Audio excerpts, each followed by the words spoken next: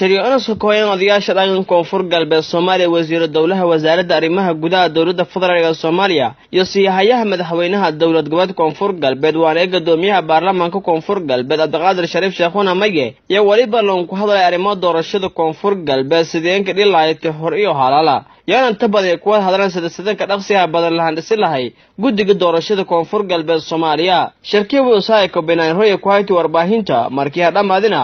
وبور فديان كان حضر وزير كورفافين تدولت جات كونفور قلب الصوماليا وقاسسن عبد محمد وصانو كورمي وريا بكوباي شركاسي كسمها مدحوينها دولة جولات كونفور قلب الصوماليا أهنا قدوميها بارلمان كونفور قلب مدن عبد القادر الشريف شيخونا مية يو أضياش رغن كونفور قلب الصوماليا يو وزير الدولة وزارة الرماها جودها دولة الفدرال كصوماليات وحيابها ما أنت لقاها الله وحكم ده جودها بأرماها أمنية sida la ogsoon yahay ba kadib markii uu iscazilay madaxweynihii koonfur galbeed Soomaaliya mudane Shariif Xasan Sheekhadan xilkana uu ku wareejiyay gudoomiyaha baarlamaanka koonfur galbeed Soomaaliya waxay isugu yimaadeen odayaasha iyo kusimaha madaxweynuhuba sidii guud ahaanba loo sugi lahaa amniga sida la og yahay ba marka ay dhacayaan isbedelada siyaasadeed guud ahaanba waxa laga yaabaa in cadowga reer koonfur galbeed Soomaaliya asagoo shaatiyo badan leh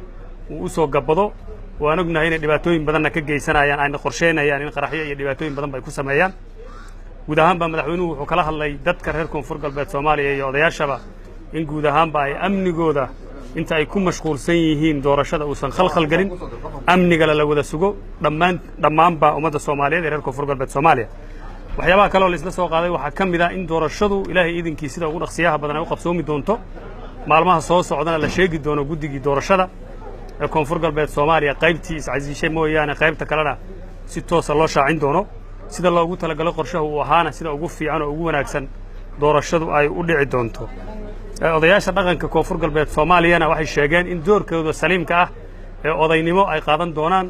doorashadana ay garab istaagi doonaan sidii ay si nabadgelyo ugu dhici lahayd iyadoo hagidda iyo hogaaminta doorashadana ay madaxweynaha iyo golaha baarlamaanka iyo wasaaradda arrimaha guduhu ay yihiin hagayaasha doorashadan sida ay u dhacayso sida la og yahay ba dadkeenu markay xaaladaha noocan ah abuurmaan walaahow badan baa jiro waxaan rabnaa dawladnimadeenu inay jirto reer koonfur galbeed Soomaaliya inay ogaadaan waxa meesha ka baxay inuu ahaa madaxweynihii 4 sano dalka hogaaminayay laakiin dawladnimada reer koonfur galbeed Soomaaliya ay sideeda u jirto lana rabo hadii Allah idmo iyadoo sideeda in lagu wareejiyo madaxweynaha mustaqbalka la dooran doono waxaan ka codsanaynaa dadka reer koonfur galbeed Soomaaliya gaar ahaan dadka reer Baydhabo shacabka inay la shaqeeyaan dawladda kala shaqeeyaan arrimaha amniga haddaan amnigeena intaan dhinac iska dhigno doorashada aan ku mashquulno cadowgii ummadda Soomaaliyeed gumaadayaashii dadkeena haddana waxay diyaar u yihiin inta aan kala dhacsanahay inay dadkeena haddana ay gumaadaan in lala shaqeeyo hay'adaha amniga sida booliiska iyo militariga waan ognahay awoodda ugu weyn oo maanta amniga magaalada Baydhabo hayso marka amisom laga reebo inay yihiin booliiska koonfur galbeed Soomaaliya iyo ciidamada qaranka Soomaaliyeed in si toos ah loola shaqeeyo waxaan rabnaa inaan dadkeena u sheegno doorashadu waa ay dhacaysaa hadii Allah idmo waqtigeedayna dhacaysaa technicality iyo farsamada ugu hooseyso iyo siday wax noqon doonaana bidnillaahi tacaala gudoomiyaha baarlamaanka ka sugeynaa baarlamaanka koonfur galbeed Soomaaliya meel kasto ay joogaanba mas'uuliyadda dalkan maanta iyagay saaran tahay waxaan ka codsanaynaa inay u midoobaan dawladnimadii aan soo haysanay meesha ay joogto inaynu hore uga sii dhaqaajino qofna kalarkiisa midabkiisa iyo shakhsiyadiisa lagulama dagaalami karo reer koonfur galbeed baa iskala koonfur galbeed cid walba la doortaana waxay xaq u leedahay in la shaqeeyo gudoomiyaha baarlamaanka ahna kusimaha madaxweynaha dawladda koonfur galbeed Soomaaliya wuxuu xaqiijiyay in maalmaha soo socda berito iyo masaa dambe la soo magacaabi doono guddigii ka dhinaa guddigii iscazilay ilaahay idinkii lana socodsiin doono processkii doorashada waxaan codsanaynaa gudoomiyaha ama madaxweynuhu uu codsaday baarlamaanka koonfur galbeed Soomaaliya inay deganaansho badan muujiyaan una sheegay albaabadu inay u furan yihiin cid kasto oo talada doorashadan meel wanaagsan in la geeyo kala talinaysana baarlamaanka koonfur galbeed Soomaaliya in har iyo habeenba ay u imaan karaan lana talin karaan una ogol yahay in talooyin badan oo dhinacyo badan loo keeno laakiin se waxaan xaqiijinaynaa doorashadii waa ay dhacaysaa